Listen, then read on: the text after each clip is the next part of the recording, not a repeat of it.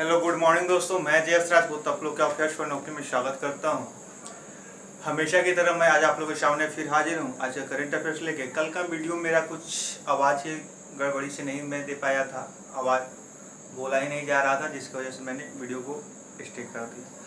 ठीक है, तो चलिए और आगे हम लोग बात करते हैं कि चैनल पर आप नए देख रहे हैं तो चैनल को सब्सक्राइब कर दीजिए, अपने दोस्तों में शेयर कर दीजिए और कुछ उन खास मित्रों से भी आग्रह करूँगा कि आपको जितना अनसब्सक्राइब करना है करा लीजिए, जितना आपको कराना है करा लीजिए, हमको कोई ऐतराज़ नहीं है।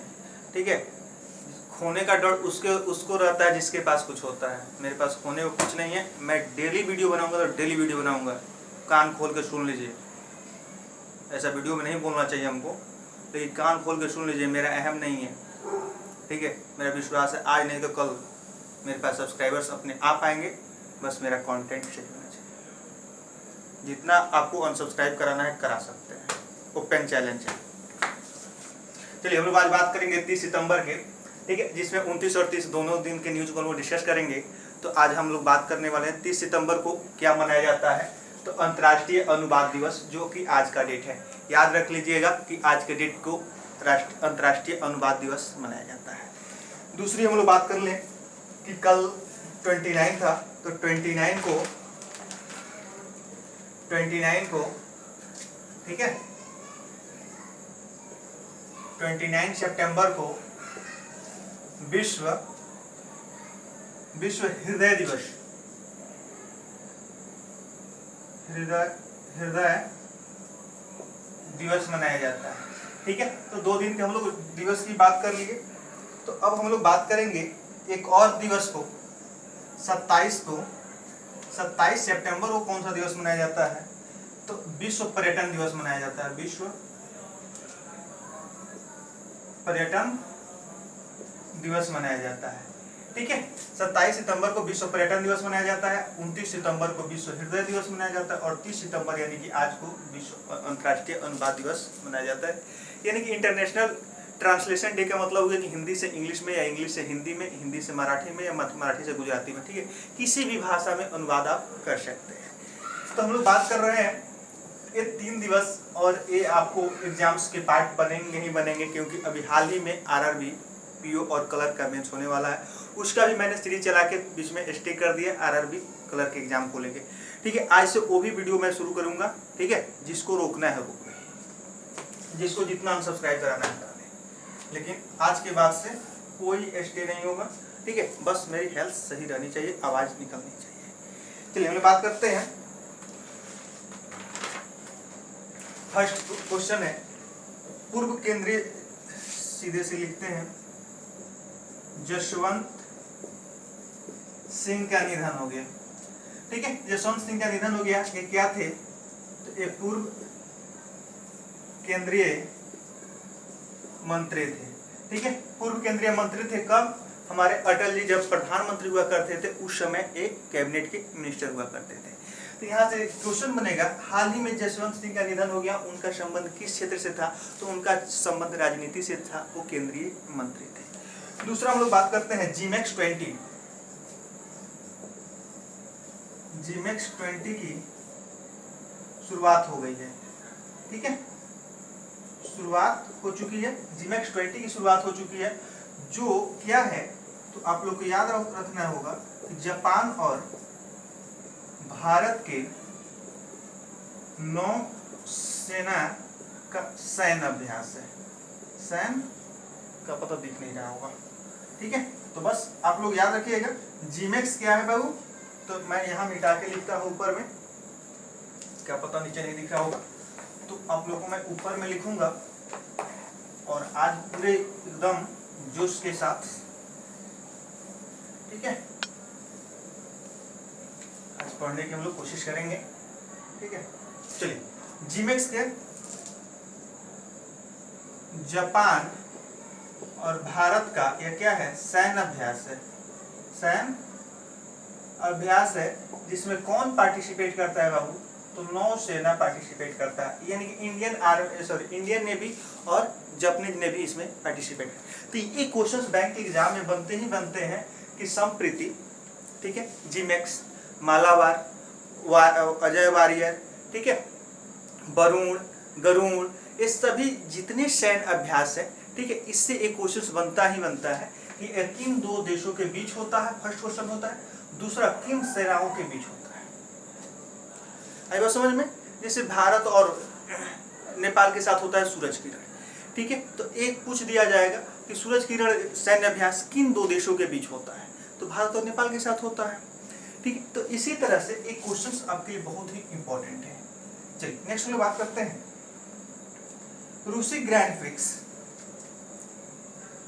रूसी ग्रैंड प्रिक्स, ग्रैंड प्रिक्स किसने जीता, इसको मैं लिख देता हूं पूरा 2020। किसने जीता, तो वोल्टारी वोल्टास,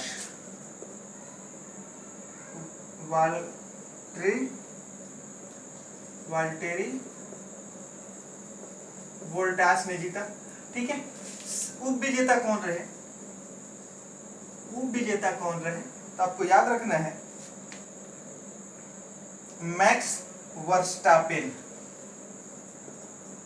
मैक्स वर्स्टापेन इसके क्या रहे, इसके सेकेंड, यानी कि कहने का मतलब कि उप विजेता रहे।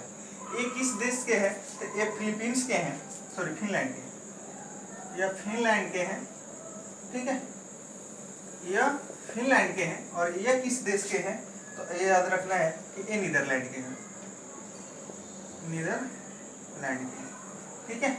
चलिए नेक्स्ट हम लोग बात करते हैं, अब इसको मिटा दूंगा मैं। चलिए आगे हम लोग बात करते हैं कि रूसी ग्रैंड प्रिक्स किसने जीता, तो वाल्टेरी वोल्टास ने जीता। चलिए 28 सितंबर को एक और दिवस आ गया आप लोग के लिए। 28 सितंबर को क्या मनाया जाता है, सूचना दिवस मनाया जाता है।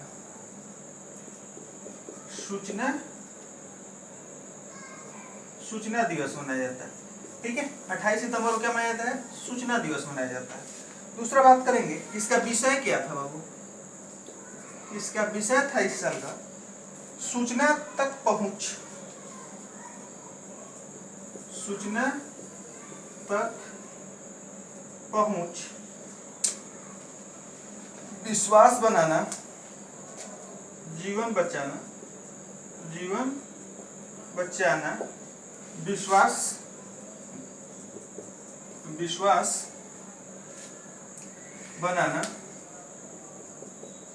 विश्वास बनाना, आशा लाना, ठीक है। यह 2015 से मनाया जाता है। तो आपको याद रखना है कि 28 सितंबर को कौन सा दिवस मनाया जाता है, तो सूचना दिवस मनाया जाता है। इसका इस साल का विषय था सूचना तक पहुंच, जीवन बचाना, विश्वास बनाना और आशा लाना। यानी कि वो ऐसा कोई इंफॉर्मेशन ना दे दे जिससे कि क्या रहे, आपका विश्वास भी खत्म हो जाए और आपकी आशा भी टूट जाए, ठीक है। चलिए हम लोग बात करते हैं आगे, और तब तक आप लोग अपने दोस्तों में शेयर कर दीजिए, ठीक है। और अच्छा लगे तो लाइक और कमेंट जरूर करें, ठीक है। चलिए हम बात करेंगे आगे। 28 सितंबर को एक और दिवस मनाया जाता है, रैबिज दिवस। ये विश्व रैबिज होता है, आप लोग को याद रखना है। विश्व रेबीज नहीं होता है बाबू, sorry,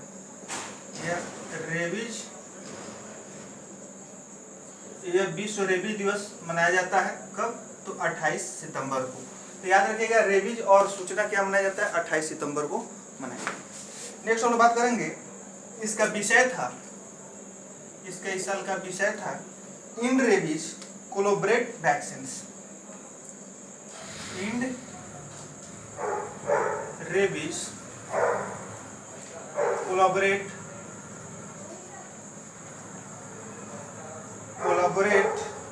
vaccines, BACTION,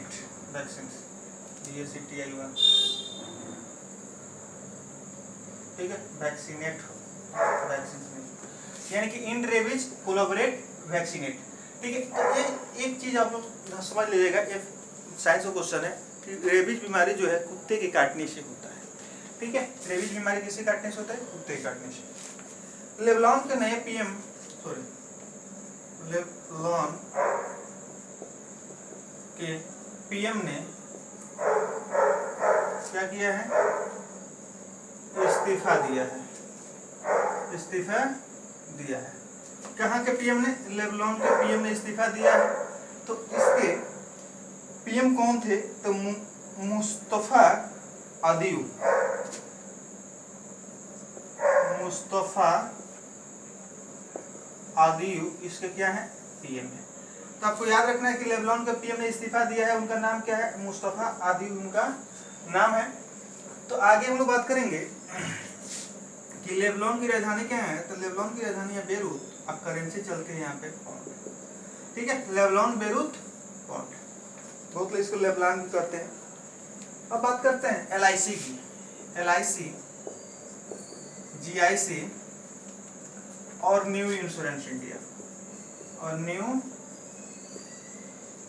India insurance, new India insurance. ठीक है, न्यू इंडिया इंश्योरेंस को DSII की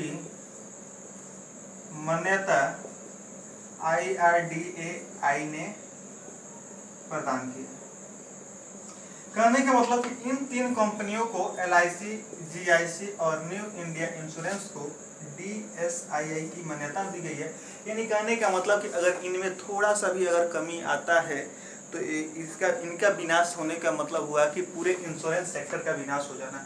यानी कि ये जो है तीनों कंपनियां अपने इंश्योरेंस सेक्टर की तीनों क्या हैं? हीरो हैं।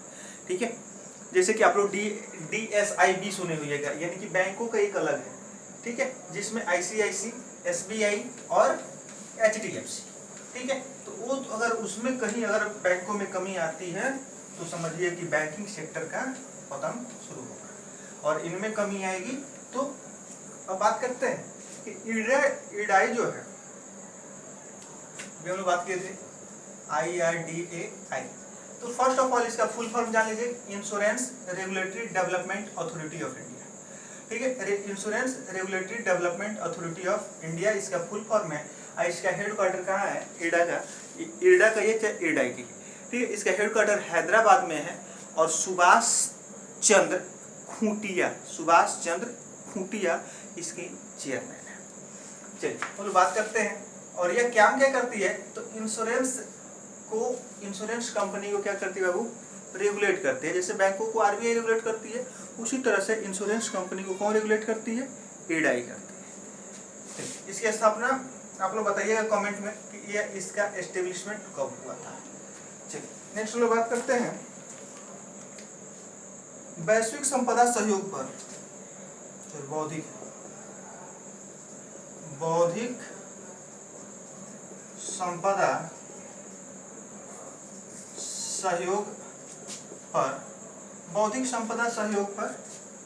ठीक है, भारत और डेनमार्क ने, किसने? भारत और यहाँ मैं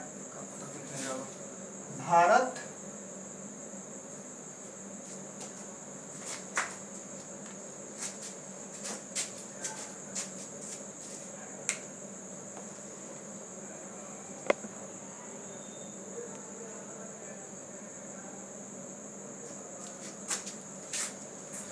भारत और डेनमार्क ने MOU साइन किया है। ठीक है, बौद्धिक संपदा सहयोग पर भारत और डेनमार्क ने क्या किया? यानी कि IQ शेयर करेंगे। यानी कहने का मतलब कि जो हाई लेवल के एम्प्लॉय वगैरह है, ठीक है, या जो आर्टिफिशियल इंटेलिजेंस वगैरह है, उसको एक देश दूसरे देश के साथ शेयर करेंगे। चलिए लोग आगे बात करते हैं राजस्थान के शहरी विकास के लिए। राजस्थान के शहरी विकास के लिए एडीबी ने 300 मिलियन ऋण की मंजूरी दी है। मंजूरी दी। ये क्वेश्चन बैंक एग्जाम में एकदम इंपॉर्टेंट पूछा जाता है, ठीक है, कि एडीबी ने राजस्थान को किस काम के लिए 300 मिलियन के ऋण की मंजूरी दी है, तो वहाँ के शहरी विकास के लिए, वहाँ के शहरों को डेवलप करने के लिए। दूसरा क्वेश्चन बन जाएगा कि राजस्थान के शहरी विकास के लिए एडीबी द्वारा कितने का ऋण दिया गया है, तो 300 मिलियन का ऋण दिया गया। दूसरा क्वेश्चन हो जाएगा कि एडीबी का उसमें नाम पूछ लिया जाएगा कि राजस्थान को शहरी विकास करने के लिए, ठीक है, किस संस्था द्वारा 300 मिलियन का ऋण दिया गया। उसमें वर्ल्ड बैंक, एडीबी, आईएमएफ सबका नाम दिया रहेगा, ठीक है। तो आप लोग याद रखिएगा एडीबी क्या होता है, Asian development bank, Philippines Manila में इसका हेडक्वार्टर है, ठीक है।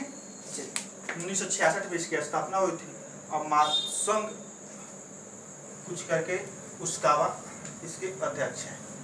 चलिए हम लोग आगे बात करते हैं।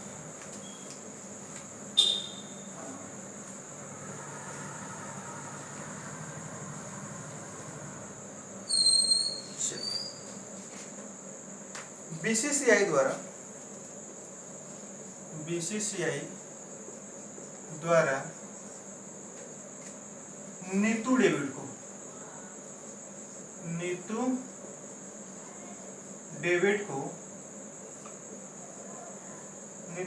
को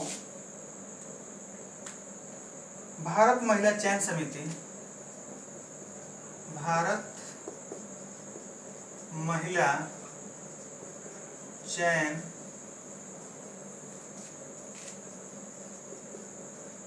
समिति का अध्यक्ष, ठीक है, यहाँ अध्यक्ष नहीं प्रमुख लिख लीजिए,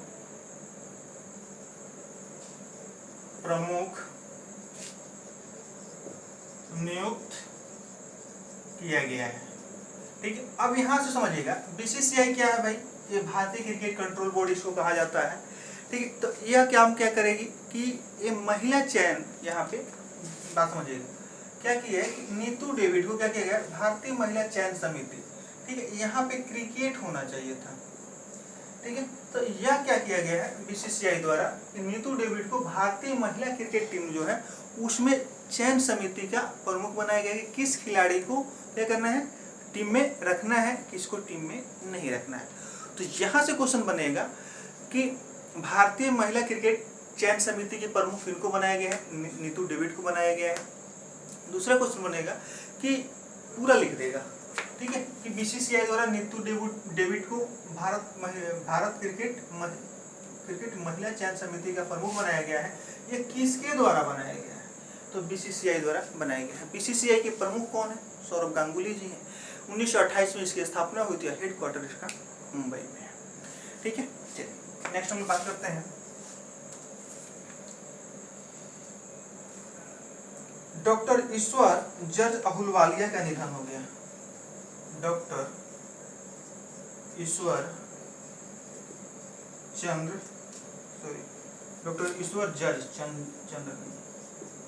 जज अहुलवालिया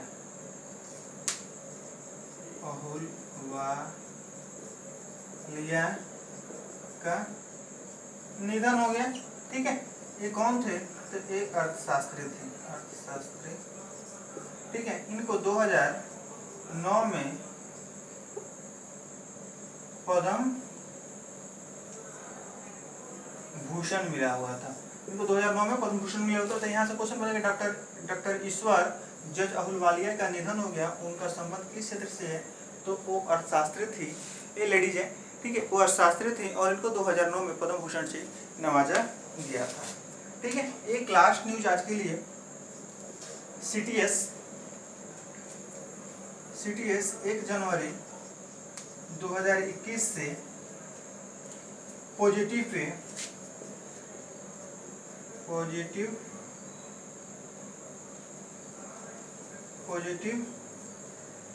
पे लागू करेगा। सीटीएस में 1 जनवरी 2021 से पॉजिटिव पे लागू होगा या RBI ने कहा। यह जो है 50,000 से ऊपर के लिए ये लागू होगा। कहने का मतलब कि CTS क्या होता है, चेक ट्रंकेशन सिस्टम होता है, यानी कि चेक का इलेक्ट्रॉनिक रूप क्या किया जाता है, एक बैंक से दूसरे बैंक भेजा जाता है, जिसके माध्यम से उस बैंक उस चेक का क्या किया जाता है, सेटलमेंट किया जाता है, यानी कि पेमेंट किया जाता है। दूसरा क्वेश्चन होगा, तो CTS हम लोग समझ लिए और यह 2010 से ही लागू है, ठीक है। कहने का मतलब कि इलेक्ट्रॉनिक रूप से उस चेक की छाया प्रति भेजी जाती है, जैसे कि हम लोग व्हाट्सएप से क्या करते हैं, फोटो खींच के भेज देते हैं, उसी तरह से स्कैन करके चेक की कॉपी उस बैंक को भेज दी जाती है और उसके माध्यम से क्या होता है, हमारा चेक सेटल हो जाता है, यानी कि उसका पेमेंट हो जाता है।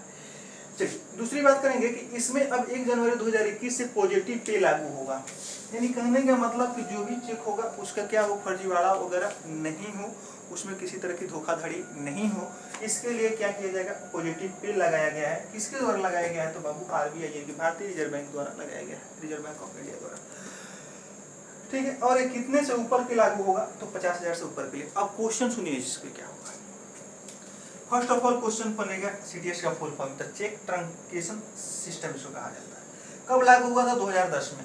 इसमें सॉरी, अब CTS के तहत चेक को क्लियर करने के लिए कौन सा सुविधा या कौन सा पोर्टल RBI द्वारा शुरू किया गया था, पॉजिटिव पे शुरू किया गया है। दूसरा क्वेश्चन बनेगा कि पॉजिटिव पे CTS को माने सुदृढ़ करने के लिए, अच्छे से अमल करने के लिए पॉजिटिव पे किसके द्वारा लागू किया गया है, तो RBI द्वारा लागू किया गया। यह कब से एक्टिव होगा, तो 1 जनवरी 2021 से यह एलिजिबल हो जाएगा, यानी कि लागू हो जाएगा। ये कितने अमाउंट से ऊपर के लिए लागू होगा, तो 50,000 से ऊपर के लिए लागू होगा। और ये NPCI के साथ समझौता किया जा रहा है और कि 5 लाख से ऊपर के भी इसमें शामिल किए जाए। अभी तक जो क्राइटेरिया है वो 50,000 से 5 लाख तक का ही है, और 5 लाख से ज़्यादा का होगा तो उसको भी अब शामिल करने की बात इसमें लाई जा रही है। इसी के साथ मैं आप लोग से विदा लूँगा, और विदा लेने से पहले मैं आज याद दिला दूँ कि अगर आप चैनल पे नए देख रहे हैं तो चैनल को सब्सक्राइब कर दीजिए, अपने दोस्तों में शेयर कर दीजिए, और उन दोस्तों को भी याद दिला दूं कि जितना आपसे हो सके उतना सब्सक्राइब कराना है तो करा लीजिए, ठीक है। क्योंकि 2 भी सब्सक्राइबर रहेंगे तभी मेरा वीडियो कंटिन्यू आता रहेगा, बस आवाज़ सही रहनी चाहिए, ठीक है। मैं हार के बैठने वाला नहीं हूँ, जब इसमें फील्ड में आ चुका हूँ तो ये कंटिन्यूटी बनी रहेगी। इसी के साथ मैं आप लोग से इजाज़त लूँगा, और अगर जिसमें गुस्से में अगर कुछ ज़्यादा बोल गया हूँ तो उसके लिए सॉरी। तो इसी के साथ जय हिंद।